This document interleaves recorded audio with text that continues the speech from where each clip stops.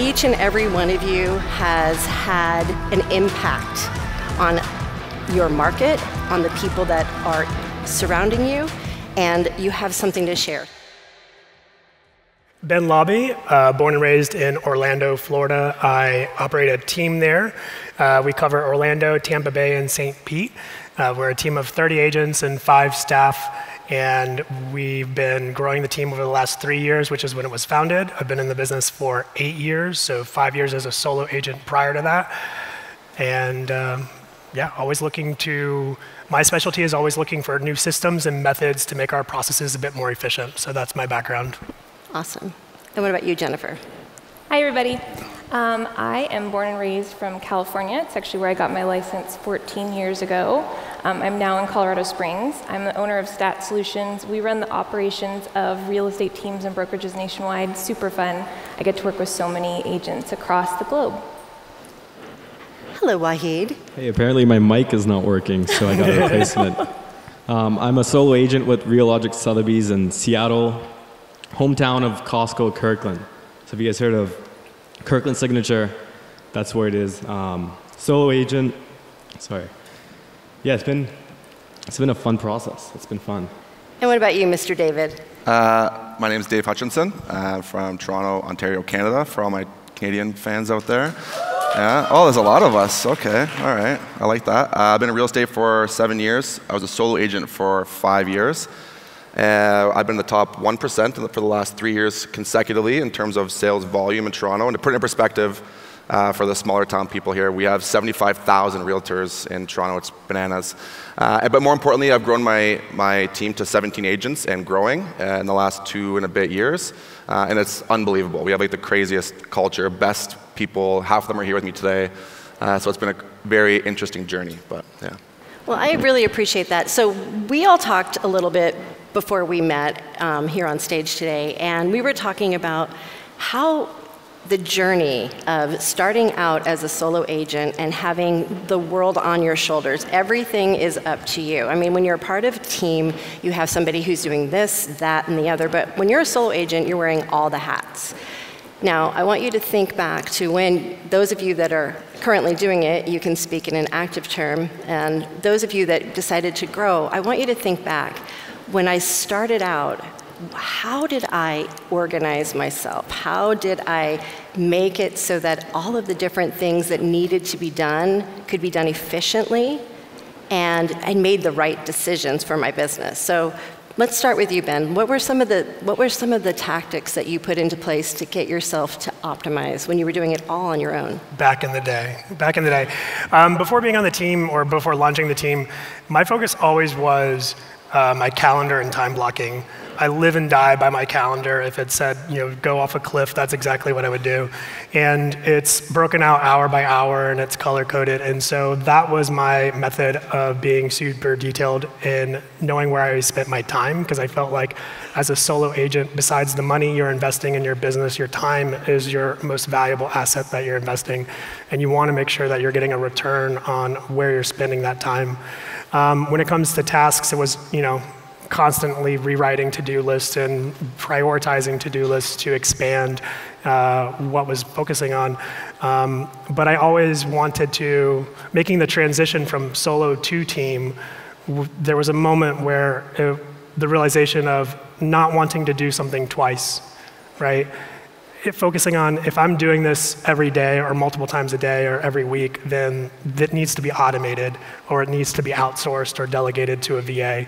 And the first VA I got was really what led me to then start building the team. So when you were saying you put a lot of focus in your calendar, how were you making decisions on what would be valuable enough for your time? Because let's face it, when you have to do all the things, and you only have 24 hours in the day, and it's just you doing it. So how did you make decisions on, this is what's going to make it to my calendar, this makes my time block, and I'm just going to say no to this? It was solely balancing money-making activities or money-producing activities, so prospecting, networking, meeting with referral partners, and then also focusing on like the architecture of the business. right? Because you can produce all the leads, but if you don't spend the time to actually build your workflow and have action plans in place or build the foundation of how you're going to handle that customer service experience, then maybe you're producing the leads or producing the relationships, but you're not carrying them through the process in a good way. So it's almost that balance of the two, money generating activities and also building the foundation or building the processes and the foundations of a business rather than just being a realtor.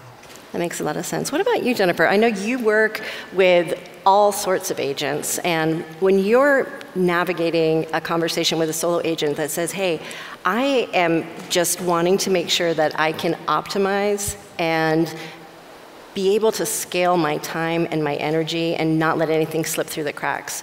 What are some of the ways that you help agents to strategize around that? Yeah, that's a great question. I think right now, especially because everyone's kind of like, how do I prospect? What do I do? What am I going to prioritize so I can get clients? I mean, I'm starting with Follow Up Boss first. Like, I'm telling them, hey, work through your smart list. So you're actually working smart, right? So you're not just digging through 10,000 leads trying to figure out who to call first. You're really working through your smart list, kind of like, I like to compartmentalize it to make it easy on the agent so they know exactly what to do. So that's what I would say. Start with that, try to make it easy. So kind of organize your database in your smart list. And then, you know, I like what he's saying, when maybe you don't have plans to grow a team at any point, but I still like to create even just simple task lists that I do for every one of my clients. And that way that you know that client experience is the same every single time. And then you can then see what you need to do that day. So then when you need to time block and stuff like that, you know exactly what's on your list and what's important and what's not. So you are a big fan of creating task lists that you would then automate over and over, and you're doing that inside of Follow Up Boss. Yep. Yeah, because then you don't want to, again, do things twice, or you don't want things to get dropped because you get busy, and if you don't have that workflow built out, then you might not, client A, you might do things totally different than client B, and that's the worst feeling ever. I know we all want to give back to our clients. So I think that's the best way to kind of grow efficiently. So when you're talking about the structure of Smart List, from a solo agent's perspective, which filters do you think are the most important ones when they're setting up their guidelines? I like to stay under 10 Smart Lists. That's very important because I feel so many people just go crazy and they build out like 50. I like to stay under, isn't that you? So I like to stay under 10, and then I like to start kind of just like from point 1 to 10. So I start with like, I literally name them 1, and then I'll put what the name of it is. But obviously new leads, because you want to contact those first, and then I kind of set up the smart list so it's like hot, and then it moves through the things, so you're not forgetting, you know, your sphere and your SOI. So I just go through each of it and just very simply set it up. So then you can get to basically 0 every day, so you're not seeing these crazy like 1,000 lists. And then you know exactly where to start when you have that time blocking on your schedule to prospect. Yeah, and I think there's a strategy behind, with that 1 to 10 strategy, making sure that the ones that you can see visibly on your dashboard are the ones that you're going to get to first, and then as you work through your day, get your way through that. Yep. So Wahid, you are an absolute machine when it comes to staying on top of your marketing. Your video content is absolutely crushing it. In fact, many of you will probably, if you're ever on Facebook or Instagram, will see him pop up in our ads because he just randomly decided to share his love of Follow Up Boss in video and send it to us. And it's just so amazing that we will share that on Facebook and Instagram all the time through ads. So yeah, that was great. A lot of my own friends sent that to me. Yeah. I was like, wow, that's pretty impressive. But what that showed me is that the proof of concept of, you know, you're a young guy and you were just starting out, and what was your background? You didn't have anybody in the family who showed you how to be an agent. You stepped up and you realized this is my space and I'm going to leverage my opportunity. So what are some of the ways that you as a solo agent are you spending most of your time with the content creation and that's your lead generation source, or what does your day-to-day look like?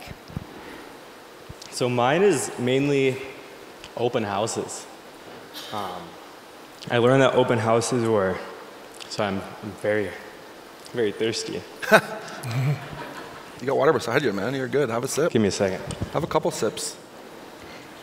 Well, yeah, that's exactly. He's thirsty for success is what he's thirsty for. I felt sick the night before. Yeah, I was going to kind of touch on what you were talking about in terms of like what as a solo agent, I think the most important thing that you need to be doing, especially if you're newer or you're newer to Follow-Up Boss. Firstly, I wish I could fold my leg like that, man. That's bananas. I gotta get my pants so tight. That's what happens when you wear tight suits. I'm like stuck like this. I'm a statue right now. I'm not going anywhere. As a new agent, I'm super uncomfortable. As a newer agent or even new to Follow-Up Boss, I think your action plans and your drip campaigns are super important. If you don't have like well-curated drip campaigns in place, I think the whole reason we're all here and the whole reason we all love Follow-Up Boss is to automate those actions because we want to be out there doing what we're best at, which is selling real estate. So the more you can automate these things and be out doing what you're best at, which is meeting people, selling real estate, networking, whatever, these action plans need to be in place. So how many times do you get phone calls with people and they want to buy in the near future? You're trying to find out their why. You're trying to keep them on the phone to find out what their why is and where they're looking, whatever. But they say they're not looking until the new year or next year, whatever, for whatever reason, interest rates. And you put them in your database. You follow up with them 1 or 2 times with text messages. They don't answer. You call them a few times. They don't answer. And then you get busy with actual clients that are interested in talking to you. And these people fall by the wayside, and you probably have hundreds of thousands of dollars of commission within your own database of people that you've likely forgot about. And the main action plans that I think every agent needs as a solo agent would be new lead for buyers, new lead for sellers, nurture for buyers, nurture for sellers. And I think most importantly, a post-closing action plan for your clients that you've worked with in the past that have closed, because I think that's ultimately the most important drip campaign that you need to have in your follow-up system. Like if you don't have those ready, leave today and go make them at home. Because the amount of people that I've closed that know me, they like me, they've worked with me, they've written Google reviews about me, me having a well-curated post-closing action plan, they've referred me so much business to the point where I could literally, I'm in Canada too, so I don't get all these fancy tech stacks that you guys talk about. Like we're very limited, unfortunately. So I see all these cool websites and I'm like Googling it, it doesn't work. But anyways, if you're not keeping in contact with those people, I think you're losing out on so much money. So for me, my biggest thing is for that is well-curated action drip campaigns. So how often are you going in and, all of you, this question is for all of you, how often are you going in and adjusting what's inside each action plan so that it's really relevant and topical? So we just implemented Texting Betty, which I'm not sure, can I say that? We can talk about that? Yeah? Texting Betty, is that cool or no? Not? Yeah. Anyways, I use Texting Betty, yeah. There's a lot of people, Texting Betty is one of our integration partners. It's in Follow-Up Boss, right? Like it's a thing, right? Yes. Texting Betty, we just implemented, and it's been unbelievable. Like my open rates in the last 3 weeks alone from Texting Betty action plans is incredible, because I think that was an issue that we were facing, was that we could only send out that initial text first, and that's it, and the rest were emails. But how many people don't check their email? Before I was a realtor, you couldn't pay me to open my emails, my Hotmail account. It doesn't get any activity. But now with the text, that's my increase, my open rate is significantly better. So we're adjusting ours honestly monthly, I would say. Okay. So Wahid, let's get back to content for you, because you're fire with your content. So obviously you're leaning in as well with action plans and making sure that content gets out there. So let's talk a little bit about how you're creating content and how are you repurposing that to turn around with what you're sending out in your action plans. Mine's been mainly social media. I don't use any emails. I just post, keep them under 10 seconds, and that's pretty much it. Same system I use as Dave. That's awesome. So Jennifer, let's talk a little bit about the process of refining the action plan, refining what you're sending out. So you were just saying you change yours all the time, and you're optimizing through using Texting Betty. But what do you find is working the best as far as getting people to respond to you? I think it's a combination. Like, I'm a big fan of including a bunch of stuff in, and not just action plans, but really just kind of tracking what my clients are doing, whether it's remarketing or it's the IDX feed, all that stuff. I'm kind of looking at all of it And then we started including a lot of video in some of our action plans too, just to see if we can't get, more click-throughs, kind of build more rapport with our clients, because that's really the thing, right? Like we want them to really know, like, and trust us, and we're getting a better response rate with that. Do you find that the videos where you're talking to them, like you are sitting there in the room having the conversation with them, that those videos are getting you a stronger open rate? Or is it the videos where you're showcasing the homes that you have on the market? I'm just curious, what is getting a better result for you? We've done educational videos in our action plans, so we have a 6-series just general buyer education video action plan that really is, it's not using BombBomb, but it's using videos that we've uploaded to our YouTube. So that way we're pushing people to our YouTube, which hopefully then creates more credibility of our brand and our presence. But I remember going back to setting up action plans like in the beginning. Now we're constantly refining them and we have the resources to do that. But as a solo agent with Follow Up Boss, I always look at action plans, and we have the library of all these wonderful samples from other people, and there was always this like, which plan do you engage? How do you set it up? And then like, oh, I got to customize it. I need to make this relevant to me. I got to make it my own personality, and that takes so much like forward thinking that was not my personality type at the time, where I just instead said, okay, I'm just going to place myself in the system as a lead and then apply all these action plans. And so these action plans would run and just be sent to me personally, and then I would open up the emails and I would just be like, well, I would never say that or open it, and then I would go edit that email template. Right? That's brilliant. I mean, it's a simple step, but I think it's one of those steps that, most of the stuff that people send out are things that would not compel them. Let's be honest. And so giving yourself that check beforehand, it's probably, how much did you get rid of when you went through that process? Oh, we cleaned up a whole bunch and just refined it. And then at the same time, I also subscribed to, I went to the 5 biggest teams in the area or agents and put my information on, their website, because I wanted to see, okay, how do they follow up with their leads, right? Are they using the same exact action plans that everyone else is using in the industry? And you would it's interesting to see the commonalities between people's follow-up systems. All right, so I'm going to ask the question. When you signed up on these other websites to get the information, were you signing up as Ben Lobby or as like Joe Smith? I would use Alex because that's my middle name. Yeah, because so we all Alex know Lobby. that we do it. And I have so many email accounts to ignore stuff, so that part worked easily. I mean, honestly, it makes sense. I mean, if you're not paying attention to what's happening around you, how are you not, keeping your finger on the pulse of what's happening around you? And besides, if you're doing something really, really well, others are looking at what you're doing and trying to replicate. Yeah. It's a good way to find a referral partner too, or validate someone who you're thinking about sending a referral to. Sign up on their website, see if they follow up with their internet leads. That's probably how they're going to handle your referral you might send them. That's a great point. I mean, we were talking earlier, if you were in the main session when Tom Ferry was talking, he was saying that you're going to see a lot of shifts and changes, and don't be surprised if people have unique partnerships that come up. And hearing you say that makes me think, if you're paying attention and you're looking in your market and seeing who's doing what, it wouldn't surprise me one bit if that's how those referrals happen, or that's how those future partnerships show up. Mm-hmm. So let's talk a little bit about the financial aspects of being a solo agent.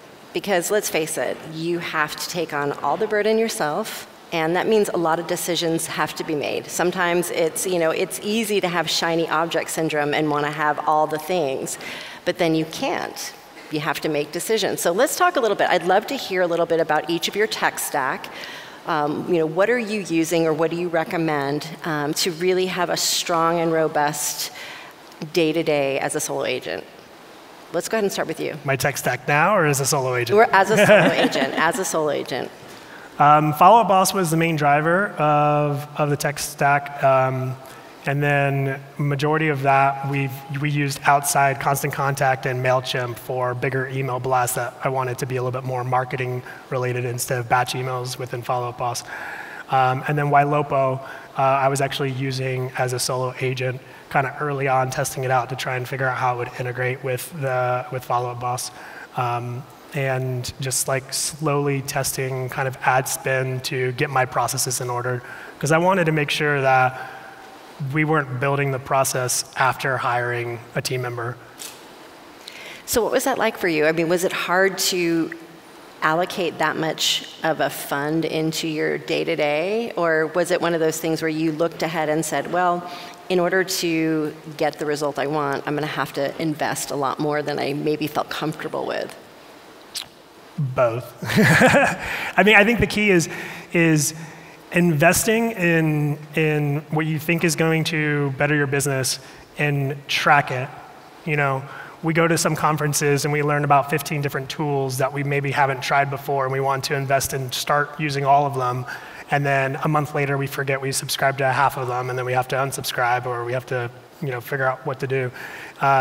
So invest in a tool one at a time, make sure it works for your system, and then don't feel, you know, make sure that you can get out of it pretty easily. But I think the key is just focusing on implementing right away, not just, you know, testing it and letting it, you know, not getting it to an implementation process. I love that. So what about you? What do you recommend as far as what are the fundamental tools that you need to have the fundamental success each and every day? Yeah. I go into it with every client really customized on the fact that like everybody's budget's so different. Every situation's different. Somebody's part-time, someone's full-time, someone's budget is this, someone's budget's that. But I always look at it for like a scalability. So if you don't have the money to pay for a system yet, how can we build out what we're working with now that can easily just be applied in that system when we're ready? Because that's what I'm always building towards, is like when you get busy, if you all of a sudden have 50 transactions, can you apply the exact same system you're working now to those 50 transactions? If the answer is no, then we're building it wrong. So, I mean, obviously Follow Up Boss, almost all my clients use Follow Up Boss, and like if I have a choice, that's where we start. I also used Ylopo as an individual agent. I loved it, and it was easy for me to see who I needed to talk to. And then MailChimp was one that I used as well. And then Gmail. So that's kind of like the starter pack. And then obviously there's a ton of other tech that you can sign up for. But same thing. I have so many clients that we kind of go through like their credit card statements and go, okay, what are you actually using? They're like, well, I haven't used that in a year. I haven't used that in a year. I'm like, well then let's either use it or cancel it. So, use what you have. Yeah, so how often are you doing the audit process? Are you doing it once a quarter? Are you looking at it every month? We do it once a quarter. So, and we do a really large one once a year, but like once a quarter, I'll just kind of go through, figure out what we're actually using. Is there a better way to save money if we pay for the year or if we do it monthly? I just kind of like to look at their overall budget and figure out, what makes sense for them. And a lot of times we find that like we are paying for things that we're not using. We have too many users because maybe we had an assistant and we let them go. And all of a sudden you're like, man, I just saved $500 a month. You're like, well, now I can put that into marketing. So we look at it often. Well, yeah, and I figure if you're focused on that audit process of making sure you're kind of skimming back on some of those things, that's another set of monthly fees that you can apply into your lead generation source, right? So what about you? So how are you? I know you said you do primarily social media as your lead generation, but what other tools are you using on a daily? Like, what helps you stay efficient? Yeah, it's been Elena Keys. I don't know if she's in here, but her email templates, they're pretty good. They help seamlessly operate all of it. I'm nervous.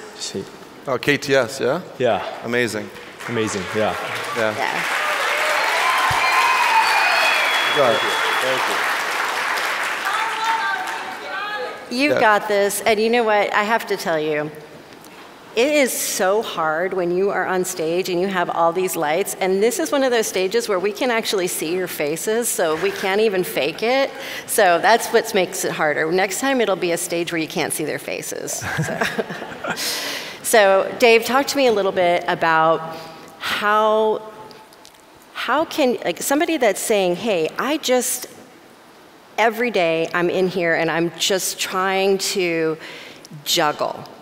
And I want to figure out how to make it so the same exact process will happen time and time again. You talked a lot about making sure that you do things and have the automations in place, and I wanted to touch a little bit more on what are the things that you recommend to do over and over and over? In terms of a solo agent to do over and over and over again, I mean, look, like, I know you asked the question to a lot of the people here, and how many people are from Canada here? A lot? Okay, so there's a lot. So like I said earlier, our tech stack is a bit more challenging for the Canadians here. We have a bit of a disadvantage, due not to the companies, it's just strictly to the fact that our data privacy laws are so strict. So you said it too, do not get so caught up as a new shiny agent thing. New agents, I thought when I was getting DMs in my inbox from companies that I was the coolest realtor in the world. I thought I was the only one getting those messages, you know? They'd message me, ask if I wanted 100 free leads, and I was like, oh, obviously. You know, they only sent me this, clearly. They're sending that to everybody. So for my advice I'll get to your question, but my advice to avoid chasing the new shiny object and getting sucked into dumping money as a solo agent where you're not supposed to be, because like we said earlier, as a solo agent, you do have to be mindful of where you spend your money. If you're getting approached by certain companies, and if you're getting approached or tempted to jump into some sort of company, I always recommend asking for points of reference and active clients that company is working with, so you can speak with those people. Be mindful that they're likely paid by the company or working with the company, so make sure that you have the proper questions to ask that reference, because at the end of the day, you want to make sure you're allocating your money to the right places. But the things to do over and over again, I'm a huge believer in just having the proper systems in place in my follow-up boss. Like, I'm a big believer in calling. So we have great action plans. You just touched on KTS, which is a company that develops these action plans that I spoke about earlier. Basically, they go into your follow-up boss. Like, I have action plans that are as long as 8 years long. So did you build them all yourself? What's that? Did you build them all yourself? Did I what, sorry? Did you build all your action plans yourself? I did not, no chance, no. I use KTS, it's a company. Okay. They integrate with Follow-Up Boss. I did at the beginning, and it's not expensive. I wish I knew about this company before. You guys owe me a discount or something. I know you're here somewhere. But they're amazing, they're really great. But for me, the things that I do over and over again is I'm always making sure that I'm making my calls every single day, always. I'm always having 2 hours of prospecting. I think I hit all the points I can with that. You guys stole all my answers, so I got nothing left. There's no wrong answers. But I really want to know the nitty-gritty of what are the things that you had to do yourself? Because I know as you scale and grow, it's easier to say, I'm going to hand off and I'm going to get this tool, or I'm going to have this person do this for me. But there's a lot of people that are just like, no, I have to do it all myself. So I want to know some tricks. Like, what are some of the ways? Because before you scaled, before you were able to leap into that next role, and you doing it every day, like, what are the, how are you doing that? What are the things that made the difference? Those are the things I think people want to know. They want to know, like, I can be busy all day long. Right. But what are the real activities that are going to truly create a difference and that are going to land me more opportunities to earn money? I think you need to build, as a solo agent, you need to work on building your database first and foremost, and however you can do that. I'm not sure in the US and a lot of the states, but in Toronto specifically, or Canada, we build our database through rentals. So we can do free advertising for our rentals, build a massive database. Once you build your database, and not only just building your database, but making sure each of their profiles have their proper phone number, their address, their email, they're tagged correctly, create your own tags and stages. Make sure you have each individual's profile perfect and get in the habit of that, because once you've built up your database, I think it just comes down to nurturing your database. I'm a big believer in that. I think agents, we were always looking for new leads, new companies that can give us this, more that. But like I said, when I first spoke at the beginning there, it's you all very likely have at least $10,000, $20,000, $30,000 worth of commission within your database. So if you're nurturing your database every single day, going through, you talked about smart lists, creating your own smart list so that you're not letting people fall through the cracks, making sure that every one of your people within your database are getting phone calls, are getting emails. And that's things you can do on your own without any sort of income other than paying for Follow-Up Boss, but that's... So when you're in the nurture process and you're doing it on your own, you don't have the budget to necessarily do tons of pop buys and gifting. So what are some of the ways that you were able to break through that clutter? Because you're competing against big teams that have big pockets. So what are some of the strategies to, I'm coming up against a big team and I'm Mr. Solo Agent, Miss Solo Agent. What are some of the ways that you can really shine and land an opportunity when somebody's coming up against a team? Yeah. I mean, I think it starts with relationships, and I kind of want to piggyback with like what you do as a solo agent that you have to do yourself. And I think you start with relationships, not only with your database, but like you guys can all build relationships here. Look at how many referral partners you have just in this audience. I think that could be so powerful, and I think a lot of newer agents forget that. They forget that like you have all of these referral partners here that if you just build these relationships and they know who you are and who you're serving, that's a big opportunity there. And then pop buys and stuff like that, I think a lot of people get stuck on that because the money can add up really quickly. If you want to do 100 pop buys and you want to do them well, you get kind of carried away and maybe you don't have the budget. It's true. For me, I just did like cute little things and I brought my kids with me to start. And that went really well, actually way too well, because it took me a couple days to do it, because everyone would be like, come in, come in. But like, it's just that simple. Like, who are you? Did you bring your dog? Have them get to know you and want to, buy or sell with you as a person when you don't have this ginormous budget to throw fancy parties and stuff like that. I do, like 30% of my business is agent-to-agent referral. And I think utilizing your social media, like people forget that. I know everybody, you're killing it, dominating on social media, and you and I have a completely different strategy, and it's both working for different ways. But I kind of gave up on trying to sell my social media to other clients because I don't know how it is in certain states, but where I'm from, there's 75,000 realtors all posting the same boring videos of the same shitty condo. It's boring. So what I've done, sorry for swearing, oops. What I've done is I try to get more onto the entertaining side of educating other realtors. But then again, I'm on my phone 24/7. It's annoying. I'm annoying to be around. I know that. But I'm answering every DM, and because I've built so many relationships with other realtors across North America, that literally 30% of my business is agent-to-agent referral, and I can count on that almost every single year. So if you're posting on social media, don't disregard other realtors. Like I've been so tied into this now, thanks to Stacy, and I've met so many amazing people, and I've done deals with multiple people that I've met at these conferences, honest to God, and I'm not just making that up. And it's because I answer their DMs, I comment on their photos. So a free way, you all use social media, I know you're all on social media, add everybody you meet here today, build a relationship with that person, because you never know when you're gonna need an agent in the area that they work, or vice versa, right? It's absolutely true. Let's talk a little bit about what were the strategies that you were implementing. Because there was that point when you made a decision, because you and I were talking about this. There came a time when you said, okay, I have too much business, now I need help. So let's talk about the road to getting too busy and needing help. So what did that process look like? What happened along the way that everything got so busy for you as a solo agent? Well, COVID happened, and in Florida, COVID did not happen. We celebrated for like a month, and then we were back to work. And real estate was an essential service in Florida for COVID. And so July 2020 was my most profitable, best month I've ever had in my career. It was also emotionally the most stressful, annoying, frustrating month that almost made me quit because I had so many transactions that just, I hated all my customers. They were all horrible, and Wells Fargo sucks. But that was like the decision point for me, because then it was like, okay, I'm really sick of this. I want to, being a solo agent's cool, but like I need to scale out of this business in some sort of way. So I reached out to a bunch of my mentors, and I was talking to a bunch of people, and I was like, how do I make another level of money without wanting to, hurt my customers in a not so nice way, just because of the frustrations. And that's how the team conversation actually started.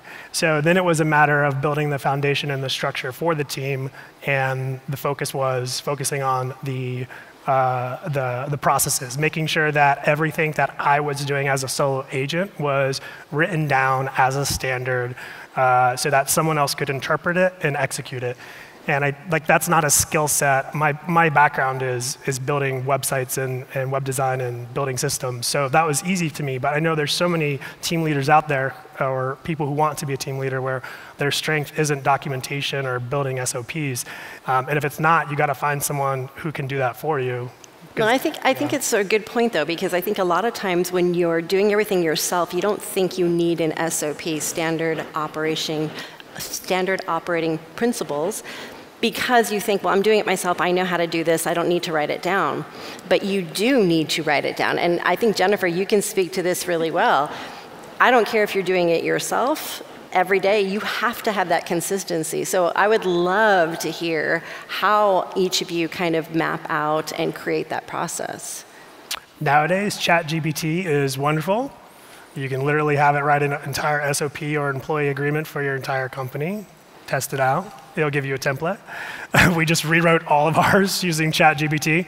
But it was just a matter of, so I hired a VA. And that forced me to actually do it as well, because then I was automatically having to delegate to this VA, and they needed instructions. And so as I was writing them instructions on what to do, those instructions led to our SOPs. Yeah. What about you? It's totally my thing. It's all I do all day is SOPs. So it's like, I need to talk to you. I mean, I think it just starts kind of, I like to start small, because I think everyone thinks of the word SOPs and they just are like, oh God, I don't even want to touch that. And it honestly starts with like little things like action plans and stuff like that, where you have a closing workflow. That is an SOP. That is part of your closing plan. There might be tasks in there for you to do. That is part of your SOP.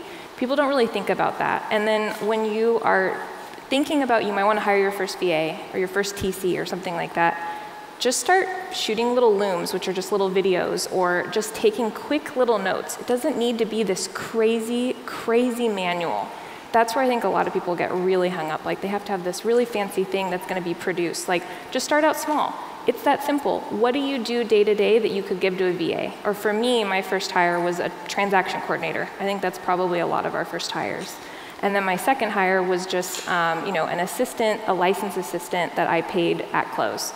And I just had my workflows kind of drafted out. I showed him how I had that set up in Asana, and then he knew exactly what to do. There was like very little training, and so it was nice when I really got busy, he could get busy with me, and it was already all kind of drafted out. And then we obviously tweaked them as we went. So, I like to start out small and just be ready for when you do get really busy so you don't get completely overwhelmed. Well, it's interesting, because another thing that if you're taking the time as a solo agent to map out what you're doing, I mean, even if someone gave me a piece of advice, they said that they just decided to take one day and just turn Zoom on, and everything you're doing, just have it all recorded and kind of just talk out loud about what you're doing. Like, okay, right now I'm doing this, and then just record all that, and then have the VA go and chop those up into small segments to be videos for training. And when you can tell ChatGPT, you can go and throw it into Opus and get it cut up, whatever you want to do.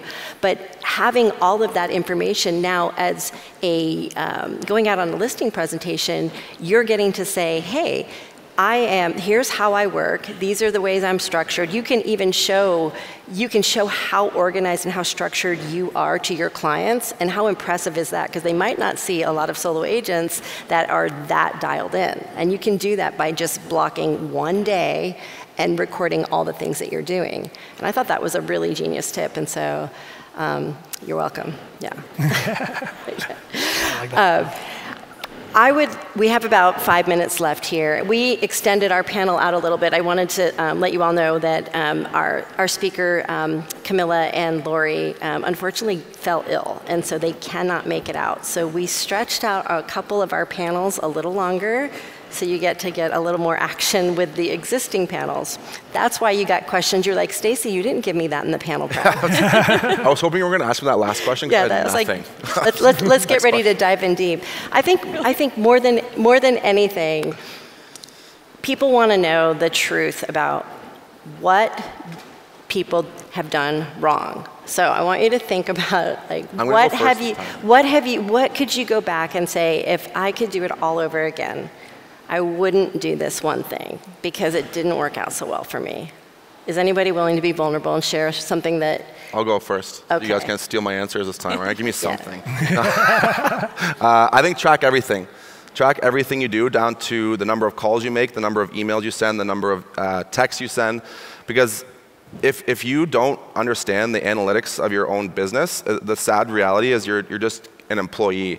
You're not an entrepreneur, you're not a business owner if you don't know the real analytics of your business. It took me a while as well to figure this out, but it really comes down to, like you said, it's a numbers thing, right? So if you're tracking how many hours, we call it hours of power. Basically, how many prospecting hours a day you're going to do, which leads to how many call dials you're going to make, which leads to how many conversations you're probably going to have, which will lead to X amount of conversions and X amount of sales.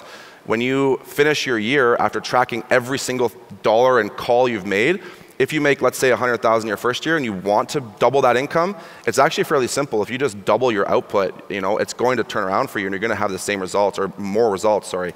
So my biggest advice, because I did not do it the first 3-4 years of my career, is track literally everything. And Follow Up Boss allows you to do that within your app, because when you get to a point where maybe you do want to start a team, you can also track your team's accountability, which makes you, brings you another value add as a team leader. But as a solo agent, my number one thing is literally track everything you do, every dollar you spend. That's when you have an actual profitable business and you know the inside and out of your business. So of the things that you're tracking and the things that you didn't track, where did you feel you missed the mark as far as, if I would have been tracking this, I could have made a difference? Like what do you think, where that falls short for you? Mine was my dials and phone calls, because I honestly wasn't a big phone call person. I didn't think it was necessary, but it's extremely necessary, I think, anyways. So for me, tracking my phone calls, because I would know that if I spent X amount of hours doing prospecting calls, having X amount of conversations would lead to this amount of conversations, which would then turn to appointments, which would turn to sales. So honestly, for me, the biggest thing that I need to is the phone calls for me. I love it. So what about you? What is one thing that you have done that you think, this didn't work out well for me, I'm not going to do that anymore? I would just say be genuine. A lot of people, they're not themselves, and I think genuinity takes a far role. But track your stuff, be genuine, and sharpen your mindset. Yes, that's a great point. What do you think? For me, I would say start your CRM early. And I mean really, really get your people in. Because when you get busy, to me it's a lot harder to go back through and try to get everyone's address and try to get everyone's name and email. I wish I would have done that 14 years ago. I would just kind of put some people in and I wouldn't really keep it completely organized, and then it was you'd have to redo it and then you'd have to redo it again. I would say take the time now to really go in and call your database, get their address, get all of their information so it's really, really dialed in so you know that exactly what's in your CRM. I love that. I agree with both of those. They're still my answers. But no, so as a solo agent, tracked nothing. As a team leader, we just rebuilt our whole tracking system, and it's going to piss all our team members off because they're going to have to start doing reports and stuff. And I agree, putting all the information in the database. I think the most underutilized feature of Follow Up Boss for me as a solo agent that was the most valuable is custom fields. And I say that because you can add so many different custom fields and be tracking more information about your sphere of influence that you don't remember off the top of your head, right? Everyone in here either doesn't know, you're either going to know too many people to remember who they are, right? Which is why we have a CRM.